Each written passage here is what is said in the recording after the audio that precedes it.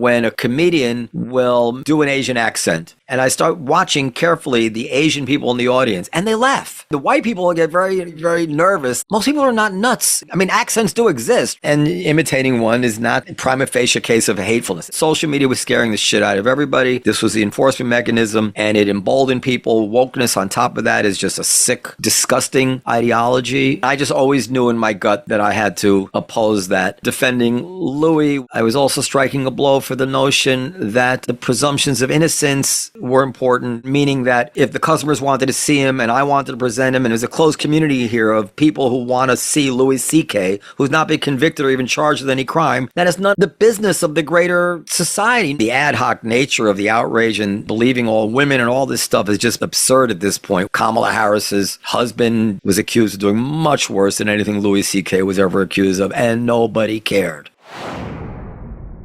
So my father had a Middle Eastern nightclub called the Cafe Finjan, which was where the Cellar is now. And he moved it at some point to a bigger room next door, which left a kind of vacuum space that wasn't really being used. And we tried a few things there. But then a guy named Bill Grundfest, who you could Google him, he's still around. He later became head writer on Mad About You. And he and I still have a relationship. He actually came in and said, "Hey, Manny, why don't you do some comedy here? I'll bring comedians. You take the drinks and I take the door," like that kind of thing. So it started out very like ad hoc and as an experiment, and it caught on pretty well right at the top. And then Bill continued to be the MC, and he ran it for, I don't know, 6-7 years, something like that. Then he left to make his fortune in Los Angeles, and my father took it over. And then my father died in 2003, and then I took it over. So that's that. And how did it become so huge? I don't know. Very gradual overnight sensation, you know, like that cliche, that cliche, gradually and then all of a sudden, or gradually and all at once, whatever that Hemingway thing is. That's kind of what it was. We spent many years just kind of successful, but not over the top. And then almost it seemed like overnight, it just took off, like in the 2010, something like that. And I'd love to get into that phase of the Cellar, but I know I've heard you in research for this conversation talk about your dad. And I think I heard you say once that he was sort of a larger than life character. Yeah. And I'd love to give you some space to talk about him. And it's obvious in just the interviews I've watched in preparation for this conversation, how much he meant to you. Who was he, and who was he to you? Well, my father was, you know, one of these generations of self-made men. He was born with enormous talent. He's born in 1930 in Israel and came here in 1939, so he would have been 8 years old, I guess. And or maybe it was 1938 and he would have been 7. But because his birthday was at the last week of the year. And he, because of the various headwinds there were being a young immigrant boy at that time, he grew up kind of thinking that he wasn't very bright. And he was kind of the ne'er-do-well in the family, while his sister, who was awful, but she was the one identified as the one with the future.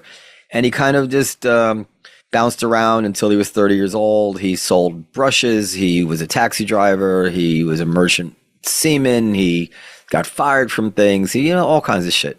He dropped out of high school, then went into the Air Force, then faked depression on the advice of a psychologist. My aunt's husband taught him exactly how to behave to get discharged because he was in Newfoundland doing nothing. And then he got into the Columbia and the GI Bill, dropped out of there. Anyway, you know, blah, blah, blah. And then he opened a little coffee shop in 1960. And from there became extremely successful. And at that point, I think began to reassess his own abilities. You know, by the time he was 40, he was I think, considered to be quite an important person, quite an intellect, and kind of a role model for many other people in all walks of life. And then when the Comedy Cellar started, he really took to the comedians, and then he started a whole new chapter as kind of a hero to the comedians. So that's it. And he was a single dad, and a very devoted father to me. Was comedy always a big part of his personality and his life, or did he sort of come to that as he took over the Cellar? Well, he was a performer, he was a musician, and he was always very funny. And, humor is such an integral part of Jewish culture, specifically the Jewish culture of that generation. Every point, every almost lesson that a father would impart to his son was illustrated with a joke. There's a joke for every kind of truism of life. And he was very quick-witted. So, no, he wasn't particularly or in any way involved with comedians. But when he did finally interface with comedians, it was like a match made in heaven. It was a perfect match. They all thought he was every bit as funny as they were. What was it about comedians, you think, that made him so attracted to them? Why was it a match made in heaven? First of all, because they could all laugh together, but because comedians have a thick skin. They like to talk about things you're not allowed to talk about. They're not easily offended, although they can be offended, but they're less easily offended than most people. They're not moralistic. They have quirky individual personalities, which makes them interesting. And all these things went for my father as well. So I think that's why. Do you know what his goals were? Like when he took over this, this comedy venue, which I assume at that time very few people knew about. What did he want? Was it because I've heard you say this before that you regard yourself as somebody who loves what you do, and that's such a privilege and such a great way to live. And it sounded like he felt the same way about what he did. Would you know what he was trying to do with the Cellar in the first place? Yeah, well, to be clear, he didn't take it over. It was always his, from day one. He gave Bill Grunfest a lot of autonomy at the time, although he was always very much involved. It wasn't like Bill was an independent operator, like paying rent or something. They were involved. They would discuss things. My father was very involved. But what's the question again? What did he want to accomplish? What was it? Was it mostly to make a living, or did he have like a deep belief in, comedy and society? I don't know if you know that background story, but I'd be curious to know what his goals were. No, he didn't have any deep belief in that stuff. He never distinguished between making a living and doing what he wanted to do. He had to make a living. So, there were always certain compromises that needed to be made, even within the Comedy Cellar. For instance, doing bringer shows. I don't know if you know what that is. Like a lot of clubs still do it, where, you'll do a show where you'll put, kind of amateurs on if they'll bring 2 or 5 guests, paying customers to watch them. So when things were very close to the bone, we would have to do things like that, which, we don't do them now because we don't have to. And we didn't take any pride in that. It's frowned upon. Frowned upon, maybe exaggerating it, but it's definitely not considered prestigious within the club community. So he was never too proud to do what was necessary to make a living, but he didn't have interest in that. He always tried to make a living doing what he enjoyed, which is that started from his first coffee shop where he'd, play music at the tables, and also he liked to go out with women, and whatever he wanted to do. Later on he became a computer programmer, and he did recording engineering. He made records with his band. Whatever he wanted to do, he found a way to try to make money from it. So comedy was the same, I guess, and he treated comedy as any other product. He would I was going to say sell, but that sounds vulgar. Like anything else he had his the Dworman name on, whether it was the hummus or the music or the comedy, he had to be able to take pride in it, which sounds like I'm what's the opposite of elevating? Sounds like I'm diminishing the importance of comedy, but I'm actually elevating the importance of hummus. And was it always stand up? I know that the underground now has a small music component to it, or not so small. No, it was always stand up, and the underground's not doing music anymore, but we do music once a week in the Olive Tree still with Coleman Hughes and some other people. Did your dad have I'd love for the audience to kind of hear, get a picture of what the Cellar was like when your dad started it, and who the comedians were, who his favorite comedians were. What do you know about that, beginning time? Yeah, well, the first generation of comedians there, a lot of them became famous, like Bill Maher, Gilbert Gottfried, Jon Stewart, Ray Romano, although Ray Romano was even like a few years later than those guys. And basically Larry David, even at the very beginning. And I'm sure Chris Rock. I mean, there's so many of them. And they all came through there. They were almost all of them were standout talents almost on day one. But then they got even better and better. It's kind of like imagining seeing the Beatles at the Cavern Club or something. I'm sure they were, awesome. They obviously were awesome, but then they became the Beatles, even more awesome. So that's kind of the trajectory of all the comedians. And am I right in thinking that at that time, the way to stardom was you had to get your act down, but it was all about getting on the Johnny Carson show or getting on the late night shows to get more, notoriety and attention? Is that about right? Is that how those men specifically rose to the prominence that they did? Yeah, in those days, the late night shows, I mean, people can't even imagine how different it was then.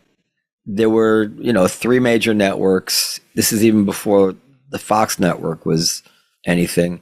And then, a couple local TV channels.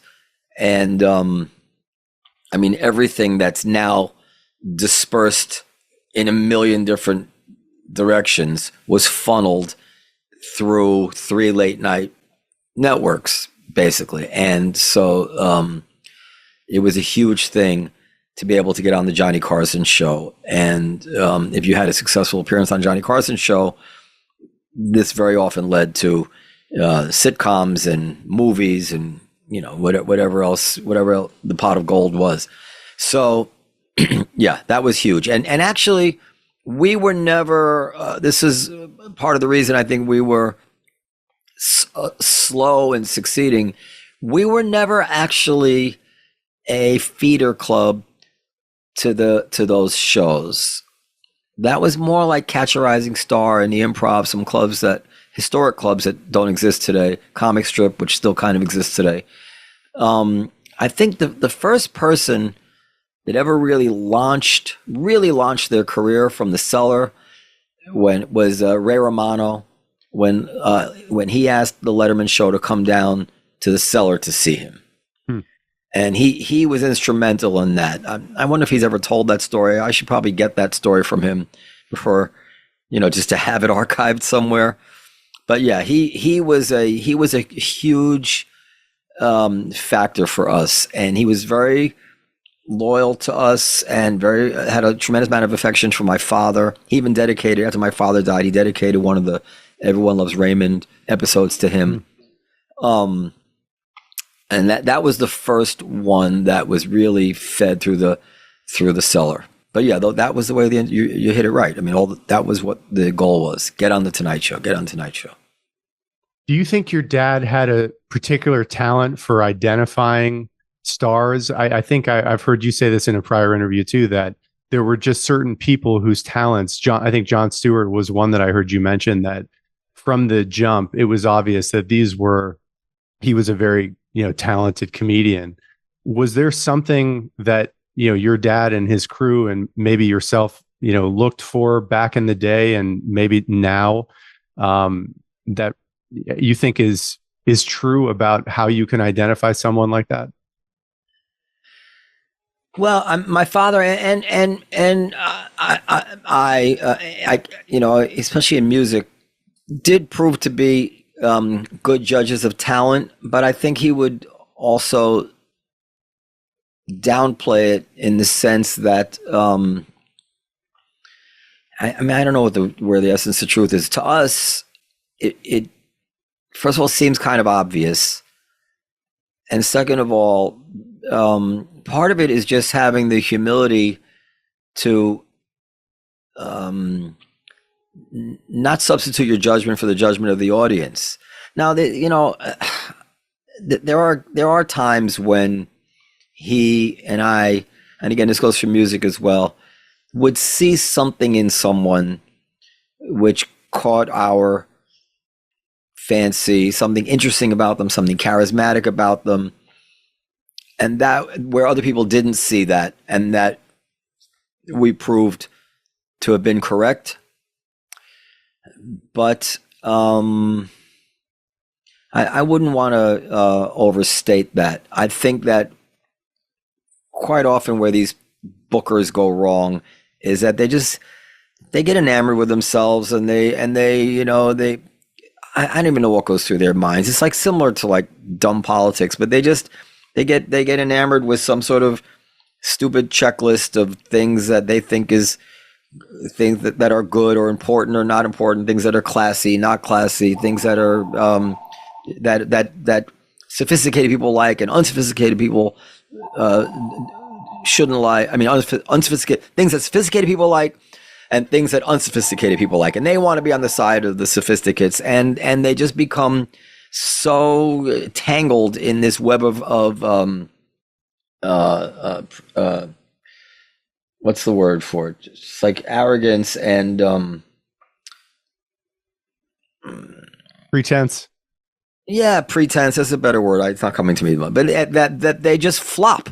That's just what it is. They just get so weighed down by all this stuff. They do this flop rather than you go into a room and say, "Oh, the audience is laughing at that guy." Like, who am I to gainsay the collective wisdom of, and you see it more than once, obviously, of, thousands of people. They think he's funny. I'm going to say he's not funny. Like, of course he's funny, right? And, I guess you have your limits about something which is hack or completely unoriginal. But, this is an important story. When I was coming up, the comedians all, can I curse? Of course. They all shit all over Eddie Murphy. They would all, I remember seeing Raw and saying, I saw Raw, it was fantastic. And they're like, he's a hack, he's derivative, he's copying Pryor. Like, they made me feel like 2 inches tall because I thought that Eddie Murphy Raw was funny. And then, fast forward to today, that's the current generation of comedians. They love Eddie Murphy Raw. That's their hero.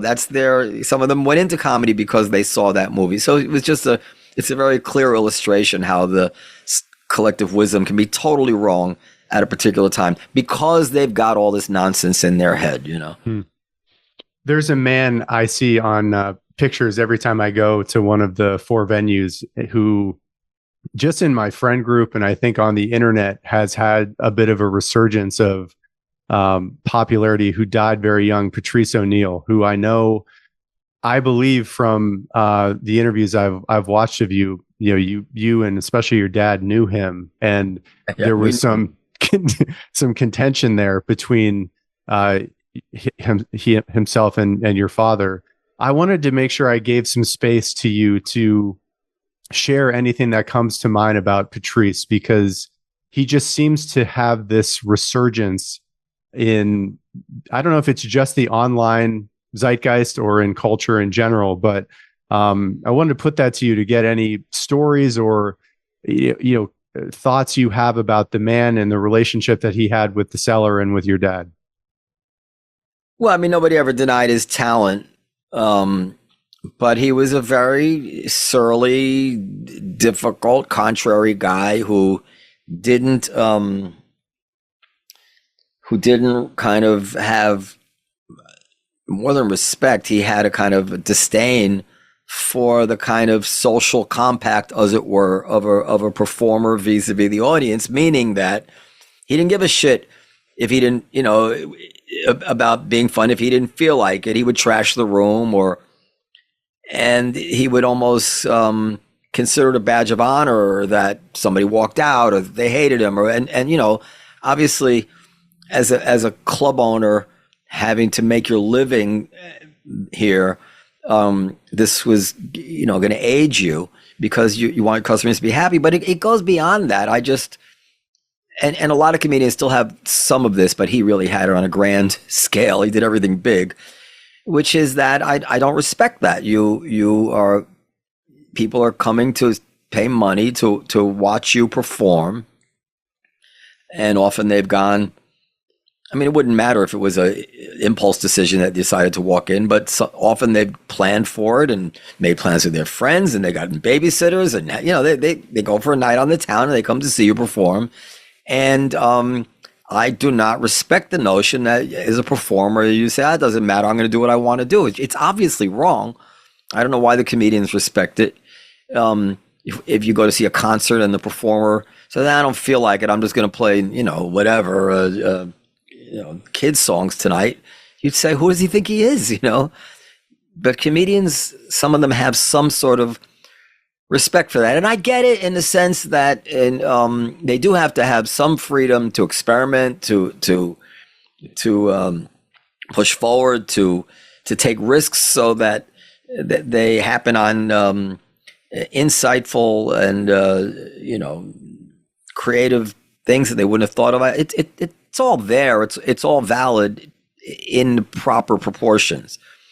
But the professionals, they try stuff. If it's not working, they go back to their tried and true stuff. They make sure the audience gets their money's worth and the audience leaves happy. And they also service their own needs to try new material or to experiment or be free form or whatever it is. So Patrice, he just didn't see the world that way. And and this was, in some ways, I've only heard this. I didn't really know it at the time. Self-destructive to his career, because he would do this kind of stuff on auditions, or he would alienate.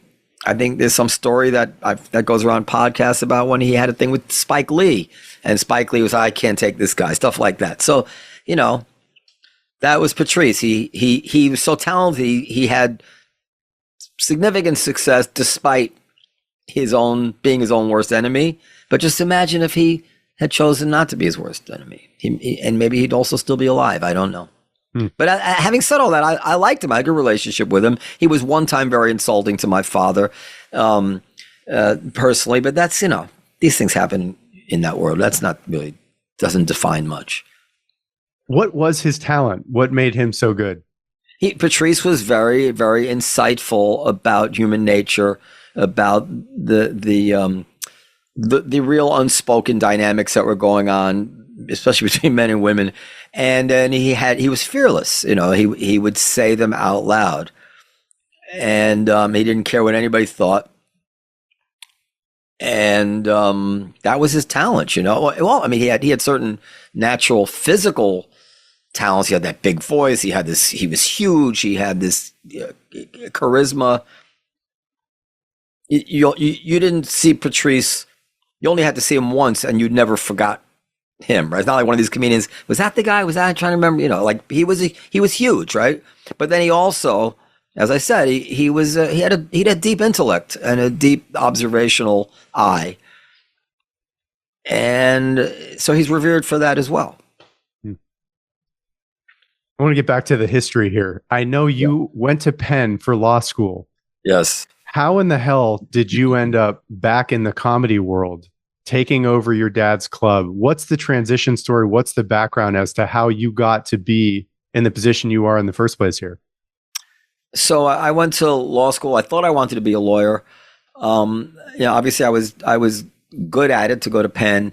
And, but then I don't know if people know how it works. Between your second and third year of law school, you become a summer associate. And as summer associates, you get a job with a law firm. I took a job with an entertainment law firm out in Los Angeles. And you do some work for them. And then if they like your work, but they also wine and dine you. If they like your work, they generally make you an offer of employment that would commence after you take the bar, after your third year is finished. So I went out there, and this was a pretty high-end firm. And what I discovered was that they were all miserable. I mean, they were all friggin' miserable. And this particular firm, it had a policy where after your 7th year of being a partner, which means you're an associate for 7 years, and if you make partner, so maybe your 15th year of living in that world, you got a year sabbatical with pay to do whatever you want. So after 15 years, after 14 years, you get to take a year off. And they were all living for this 15th year. And they were all like, tell me, you have to know that you get this year's sabbatical. This is why you should come work to our firm. And I had never seen my father, ever not want to go to work. And I remember he always used to say to me, Noam, most people live for the weekend. They hate their jobs. They can't wait for their days off. He says, don't ever be one of those guys. He used to say, that was like a thing growing up. Don't be one of those schmucks who spend their lives hating, 5 out of 7 days. So I realized I was on track to be one of those schmucks who was going to hate 5 out of 7 days. So I told my father this, and he said, well, yeah, but please, will you take the bar? Which I was a sensible chap. I was going to do that anyway. I knew I wasn't going to waste all that time and not take the bar. So I took the bar, I passed the bar, and then I began to play music. And he had the previous club that I told you that had moved, then that club moved. So there was an empty room where the Cafe Wa is now. Now the Cafe Wa had closed its doors in 1968. But really, compacting the story, I took over that room and I started a band, and I renamed it the Cafe Wa. And within like a year and a half, there was lines around the door. And then it became lines around the door 7 nights a week. And I had a long career there, next door to the Comedy Cellar at this place called the Cafe Wa, where I lost my hearing and I played for years. And it was, that was what I did. And then when he died, I had to kind of choose what to do. And I was getting older, and I just decided to throw in with the comedy, because I know I wanted to have a family and things like that. And the musician kind of running a music club lifestyle was not probably a good idea. So that's how it happened. And I'd love to take the audience to that time period. Am I remembering correctly? It was the early 2000s. And if that's right, what is the scene at the Comedy Cellar at that time? What's the state of comedy? I'd love to give you some time to talk about what you remember about just how things were when you took over the Cellar. Yes, this would be end of 2003. My father died at the end of 2003. So, I mean, the Cellar was successful at this point. Jerry Seinfeld had recently shot most of his documentary there. Chris Rock had become famous. Chappelle had become huge. Everybody was coming there at the time. The internet hadn't fully matured yet, so the word wasn't out quite like it got out later. This was prior to Louis C.K.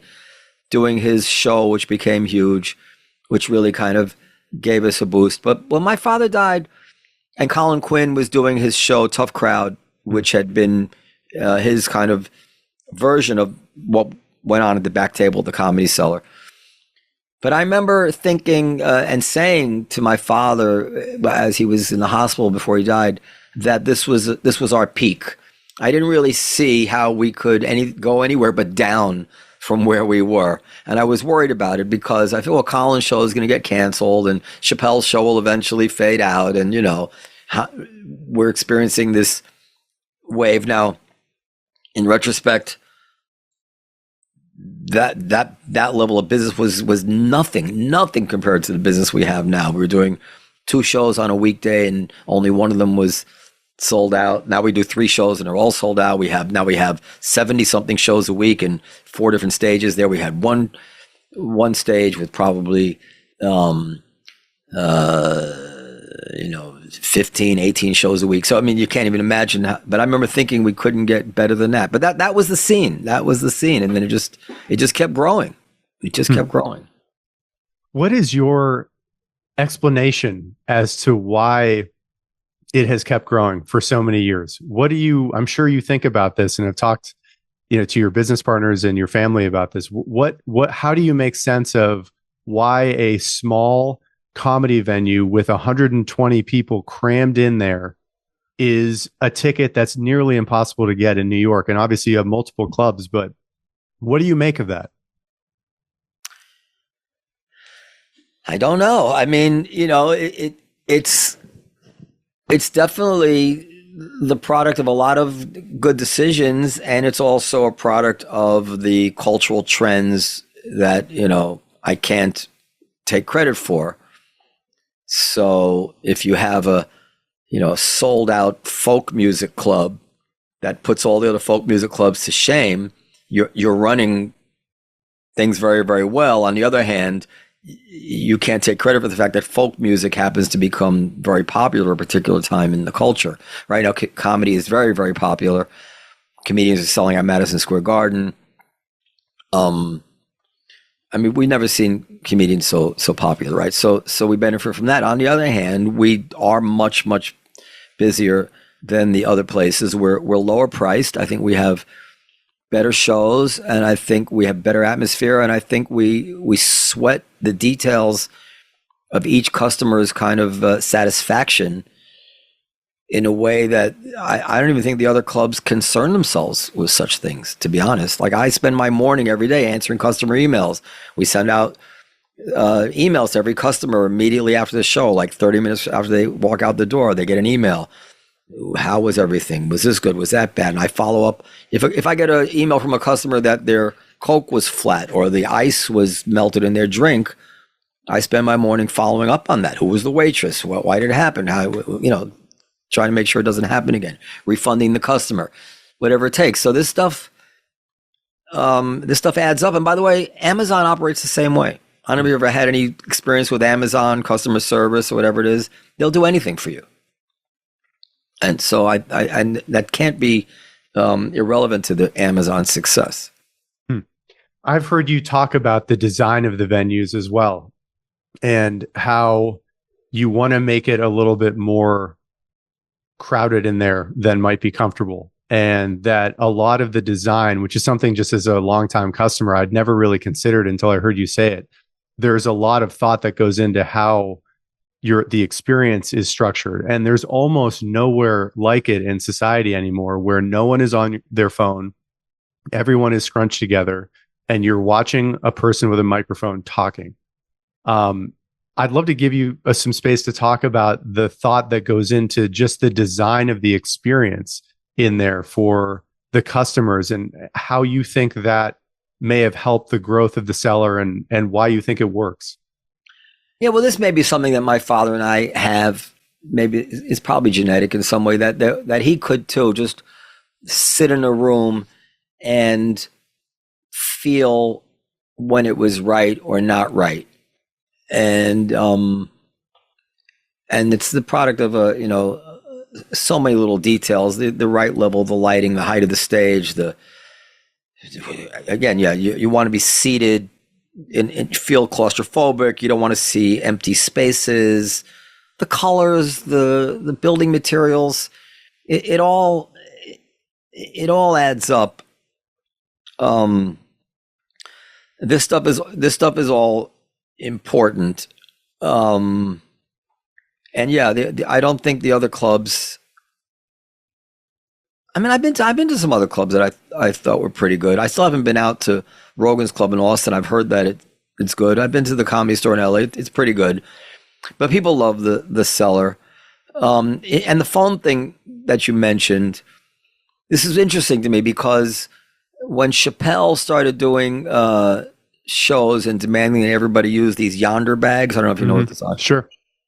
I got worried that this was going to be something which he was going to want, and that if he wanted it, it would filter down and become the standard. But the worry was that the yonder bags are actually very time consuming. You have to pouch them and then unpouch them, and then you have to get a personnel to do it, which of course it's expensive to get the personnel to do it, but more importantly, it would take so long that we would actually lose probably an entire show a night because it would push the shows so late. So I kind of went into a panic about it, and we started brainstorming about what we could do to get these phones bagged in a way which would do the job. And then this guy who works for me, Tony, is Mexican guy who's worked me for 30 years. He was actually the one who came up with the idea. We were all talking about it, trying to figure it out. And Amazon, or the postman comes with an Amazon delivery, and it has one of these Amazon, I don't know if I have one around here, but the Amazon pouches, And he says, what about those pouches? I'm like, yeah, that's perfect, because that way they're very cheap, and you can just the customer puts it in, and we're in a small room. It's not like Madison Square Garden. You can't really take it out inconspicuously. And that way, if they do need to use the phone, they can just go outside. They can rip open their own phone, and we give them another envelope, right? Now it's a little I wouldn't say time consuming. It's a hassle to get everybody's phone into the bags, but this worked great. So we bag every phone, and I was sure. This is what I'm getting to. I'm being too wordy. I was sure that every club would start doing what we're doing because it's not very expensive, and clearly, unanimously, every comedian says this improved the shows, and yet, not another club has done it. Not another club has emulated us, which to me is just a huge illustration that somehow they don't see things like I do. Like there's just some disconnect. I know that if Gotham Comedy Club had started bagging their phones and I heard that the comedians like this better, I would have started the next day. Like there was just no way I would have been caught out there like that. So that's the difference. Yeah. I've done multiple shows on this podcast about free speech, freedom of speech. And I know you've done both on your own show and on other podcast platforms. You've talked at length about freedom of speech. I want to read a couple quotes that I wrote down from you in preparation for this interview. And then I want to get your thoughts on the state of free speech and its relation to comedy now. Okay. This is one from you. Quote, "The issues that are off limits highly correlate to issues that have strong arguments that people are being prevented from presenting." And then another quote is, quote, we have to start stigmatizing people who are offended. Thick skin has to be what we expect from people. You also made this offhanded comment once, which I thought was very insightful about how freedom of speech has always been important to me as well. But that in the 60s, the causes that the left cared about, primarily civil rights in Vietnam, required freedom of speech to make progress on. And this is a long way of me just opening up some space for us to talk about freedom of speech and your views on its importance. I don't know if you see a correlation between the rise in the popularity of comedy and comedy venues and more of woke culture over the last 5 years or so, but I'd love to give you space to start a conversation about freedom of speech as a topic, how you think about it, and why you think it matters.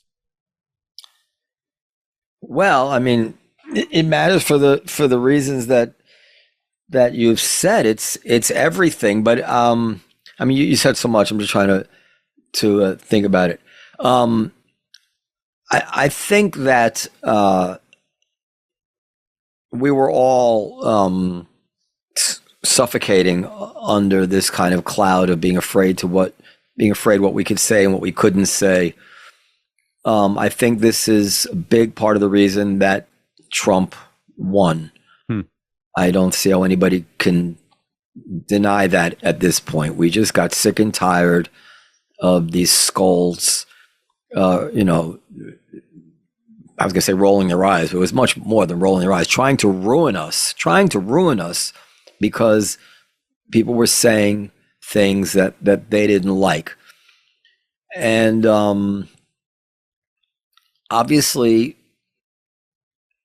the examples are cliche, like Galileo, but you can go through every period in history where somebody was saying something unpopular, and that unpopular opinion eventually became the accepted opinion. And it was so deep in our culture, it was so deep in the culture of the left for so long to respect people's right to say things. And they had shows like Politically Incorrect with Bill Maher, which was a left-wing show where it kind of marketed by you're going to say things you're not supposed to say. And then somehow it all changed. It changed in some way with the enforcement mechanism that social media allowed and provided to, I think, what was always a relatively small group of people in the end. I mean, I know when I took some heat on Twitter, if 15 or 20 people tweeted about me, I felt like the whole world was coming down on me. And apparently NBC was no different, right? When Shane Gillis made some Asian joke, some Asian accent. I mean, this is nothing really in the scheme of things, right? On a small podcast. I mean, it's nothing unless you think Shane Gillis actually hates Asian people, which is absurd, right? It's just absurd. And by the way, just, you can stop me, but just as to digress, I've been in the room quite often when a comedian will do an Asian accent. And sometimes like really over the top, and I go like, oh God. And I start watching carefully the Asian people in the audience, and they laugh. They're not actually offended. The white people get very, very, very nervous, like, and they'll take their signals from the Asian people. But for the most part, most people are not nuts. They can understand the difference between, I mean, accents do exist, right? It's not like accents don't exist. Everybody knows accents exist. And imitating one is not prima facie case of hatefulness. Anyway, but NBC, Shane Gillis did some Asian thing and they fired him because of probably some little thing, little blister that popped, that bubbled up on social media. So social media was scaring the shit out of everybody. This was the enforcement mechanism, and it emboldened people. Wokeness on top of that is just a sick, disgusting ideology at this point. And I just always knew in my gut that I had to oppose that. I threw in defending Louis, which was not just simply a free speech issue. It was also I was also striking a blow for the notion that the presumptions of innocence were important, that free association was important, meaning that if the customers wanted to see him and I wanted to present him, and there's a closed community here of people who want to see Louis C.K., who's not been convicted or even charged with any crime, that is none of the business of the greater society. No more than I think it's my business if somebody wants to go see a Nazi. Like, I've never thought that was my business, right? So, not that I'm calling Louis C.K. a Nazi. So I was striking a blow for all those things, and really, boy, was I vindicated, like on every one of these things. And sure enough, the ad hoc nature of the outrage and believing all women and all this stuff has just been, it's just absurd at this point, where Kamala Harris's husband had 3 witnesses say he hit a woman so hard in the face that she spun around. Nobody cared. He goes to every Washington banquet and Hollywood banquet, right? So it's just really illustrated to me, it's just this total nonsense and hypocrisy. Kamala Harris's husband was accused of doing much worse than anything Louis C.K. was ever accused of, and nobody cared. Nobody cared. So, but I always sensed that. How do you make sense of that change on the left? I mean, I'm old enough to remember that, and that being one of the big reasons why I always considered myself someone of the left, was because they were the people granting rights and freedom of speech and freedom of association to even extreme hateful minorities like neo-Nazis out of principle. How do you make sense of that change? Is it really as simple as social media mobs and companies being afraid of being shamed online? Where do you come down on the root cause there? I think that certain logics have a way of there's a momentum. Nothing ever stays the same, and somehow the logic of intersectionality and my truth and listen, I'm no expert on this. Yasha Monk wrote a whole book about this, but somehow a certain small logic of seeing oppression just began to spread like ink. You see ink spread. It just began to spread its ink into every aspect of our lives where it could be applied, and almost as if the logic forced you to apply it, to the point where, well, if we care about this oppression, why not this oppression? Why not this way? Well, you know what? People who actually aren't handicapped in any way, they're, like, where does it stop? And there's 72 genders, so now you have to not assume that anybody has a pronoun. You shouldn't assume anybody's a he. Maybe you shouldn't assume that anybody has 5 fingers, because some people might have 6 fingers. And, it just became absurd. And that's how it spread. And then, as I said, it got this enforcement mechanism. And of course, the elites and the overeducated are the dumbest of all. And probably, I know this is another thing I'm sure people study, but there's probably a certain type of I do not think that professors have a higher IQ than many other groups of people. It's a high, but they do have a high IQ, but it's a high IQ plus a certain kind of personality, which, like, I don't think they're any smarter than the business people I know. But the business people I know would never go for that stuff. So they have this captive audience of our kids, and they feed them this stuff, and they churn out brainwashed. Maybe that's overstating it, but in some way, brainwashed kids who see the world this way, and it was bad. It was bad. But I think the pendulum is already heavily swinging in the other direction now. Yeah. I think it's why Trump won in 2016, by the way. It was already on the radar then. Yeah. I just, as a fan of what you've created at your venues, and I want to ask you if you tend to come down on this conclusion as well, if you have concluded this too. Walking into the Comedy Cellar or the Village Underground felt like it was a bit of the resistance.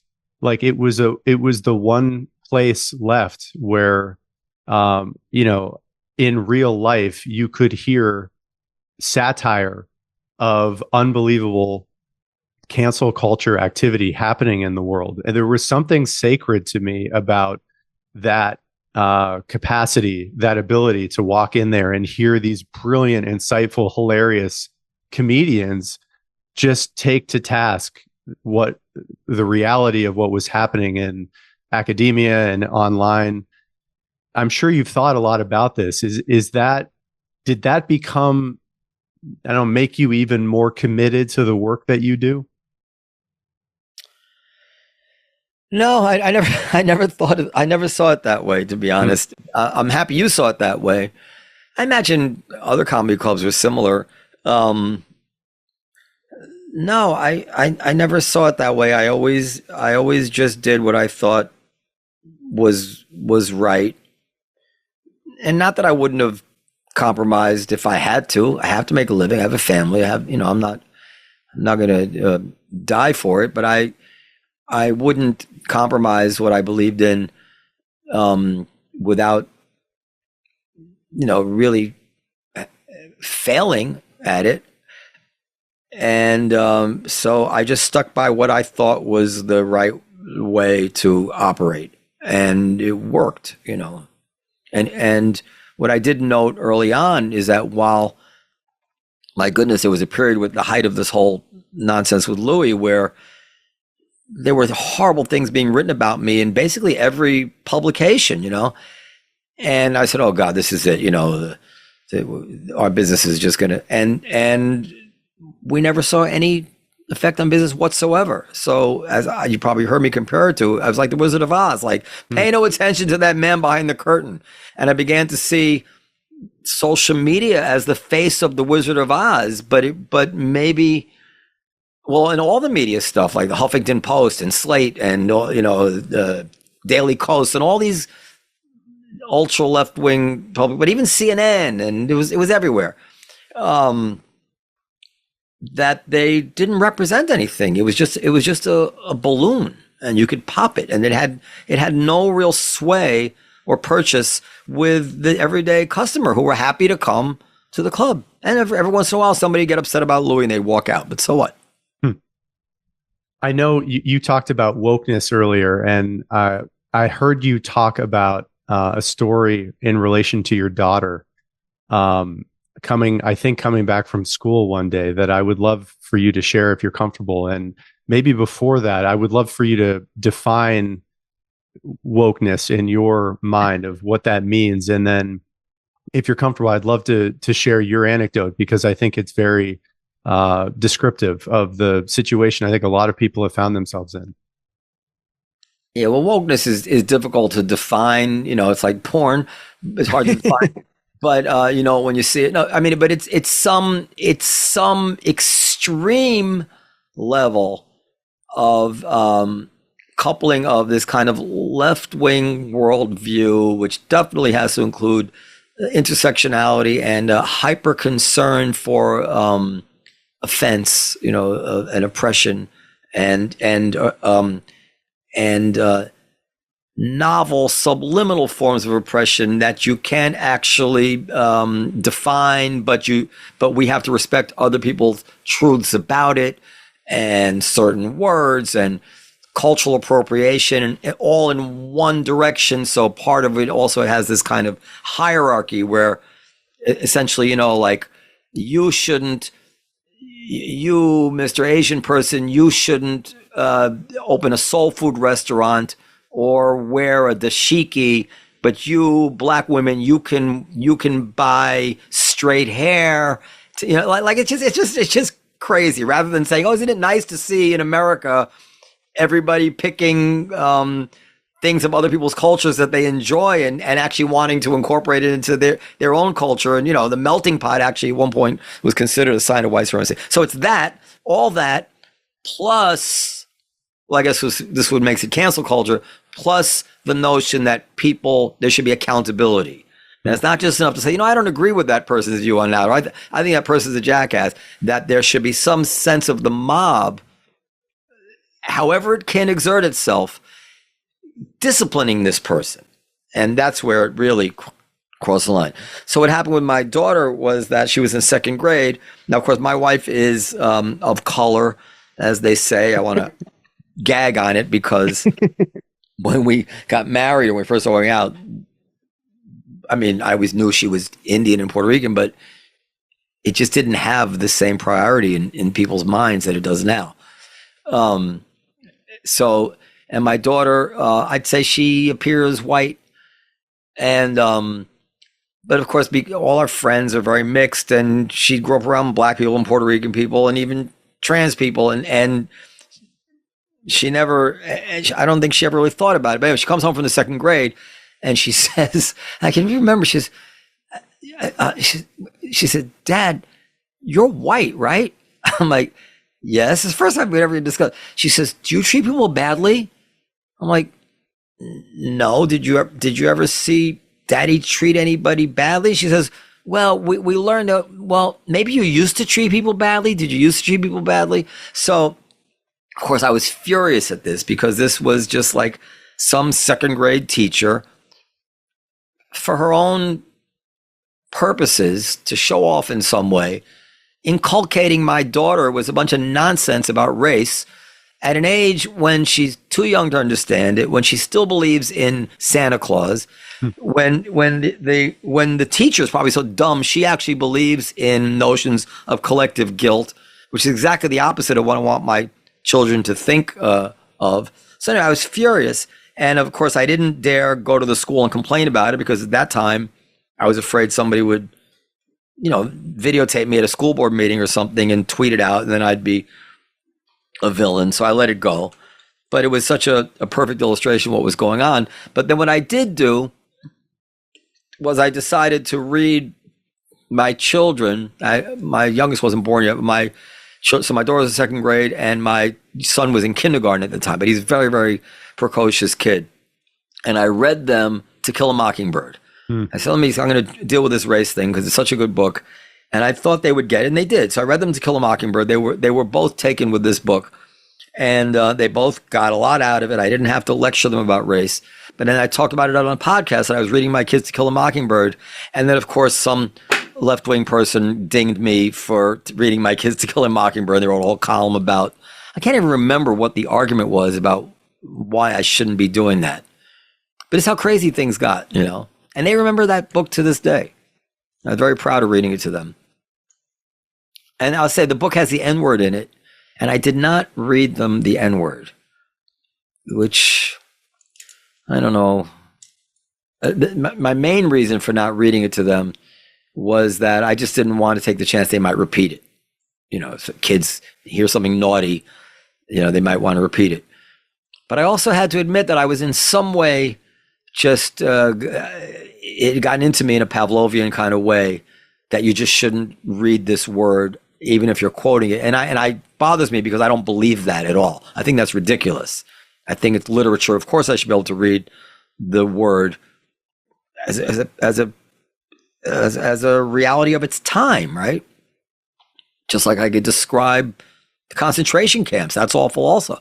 But I didn't. And even to this day, I don't know if I would. But anyway, that's just an interesting aside. Given that story, I have to imagine I understand the infuriation you must have felt as a dad.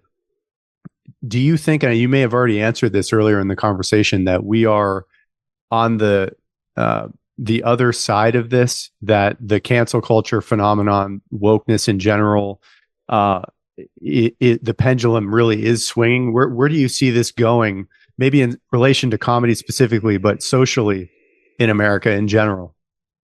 Yeah, it's definitely swung. Well, it's swung to some extent away from wokeness. People calling me, but it's also been exposed to some extent that the pendulum was never where we thought it was. And this is actually important to think about, that it wasn't simply that the pendulum was far left and it's swinging more to the center.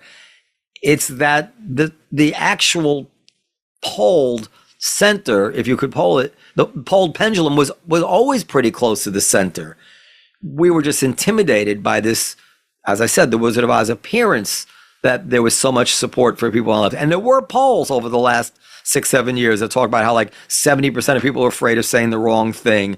And the people did not like this. And I used to have left-wing people on my podcast who, as soon as the show ended, they'd be like, the mics are off now, right? And then they would answer a question honestly that they had not been honest with me about, or they had been, careful and guarded and cagey about answering on the show because they were so afraid of saying the wrong thing. I remember again with the Louis thing, people would come in, I'd say, what do you think about this Louis C.K. thing? And they'd be like, what do you think about the Louis C.K. thing?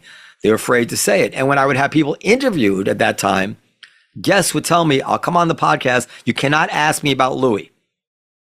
That's like, you can't ask me about it.